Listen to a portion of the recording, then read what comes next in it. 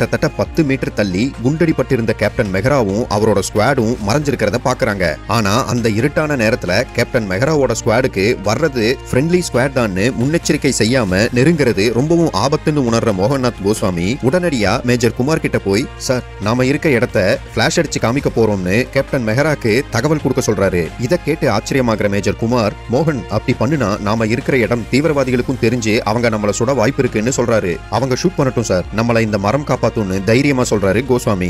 அதன்படியே கோஸ்வாமி பிளாஷ் லைட்டை காமிச்சதும் தீவிரவாதிகள் சைட்ல இருந்து புல்லட்ஸ் சரமாரியா மேஜர் குமாரன் ஸ்வேட தாக்குது. ஆனா கோஸ்வாமி கணிப்புப்படி அந்த மொத்த புல்லட்ஸையும் அவங்க மறைஞ்சிருந்த மரம் வாங்கிக்குச்சு. அப்போ அந்த இடத்துல உருவாகிற ஃபயர் ஃபைட் காம்பேட்ல கோஸ்வாமி ஒரு தீவிரவாதியை ஷூட் பண்ணி அடிபட்டிருந்த கேப்டன் மெஹ்ராவையும் மீட்டு பாதுகாப்பா தன்னோட ஸ்குவாட் கூட இணைச்சுக்கிறாரு. காலையில வரைக்கும் நீடிக்கிற காம்பேட் ஃபயர் ஃபைட்ல கடைசியா மிச்சம் இருந்த 2 தீவிரவாதிகளும் கொல்லப்பட்டு ஆபரேஷன் குர்மூர் சக்சஸ்ஃபுல்லா முடியுது.